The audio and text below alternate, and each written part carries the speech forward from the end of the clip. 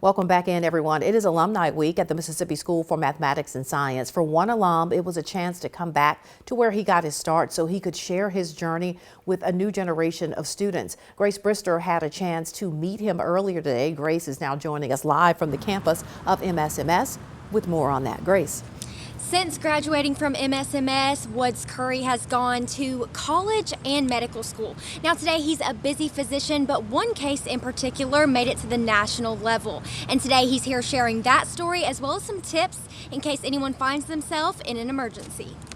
Woods Curry is an emergency medicine physician in Cincinnati. The path that got him here ran through the Mississippi School for Mathematics and Science. While he has treated many patients, one incident happened on a very public stage. Serious, they gotta pray over him. On January 2nd, 2023, during a game against the Cincinnati Bengals, Buffalo Bills safety Damar Hamlin took a hard hit towards the end of the first quarter, collapsed and suffered cardiac arrest. Curry performed CPR and restored Hamlin's heartbeat on the field before Hamlin was taken to the University of Cincinnati Medical Center. We prepare really heavily for all kinds of emergencies, and 99% of the games, nothing happens. You stand there, you watch football, it's a lot of fun.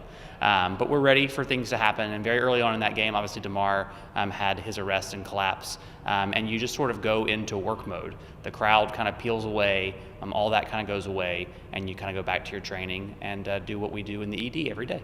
Curry says he knew once they got Hamlin off the field, he was going to be okay. And he also realized that he could take this experience and teach others the importance of AED use. If you have a cardiac arrest on an NFL football field, you're going to have a huge team of people that are going to swarm you. But if you or I were to collapse right here, we're going to rely on each other to do chest compressions and get an AED on, and that is incredibly important for the chain of survival. MSMS faculty member Thomas Richardson has known Curry for 22 years. He says having him back on campus teaches students a valuable lesson, that to be the best at what you do, you can't believe that your work happens in a vacuum. What he's doing with his career is tangibly helping people, and even by coming back here to talk to our students and to present us with this AED, he's giving back, and that's what we want all of our students to strive for. The work you do and the connection you have with your town, with your patients, whatever it may be, is going to be something that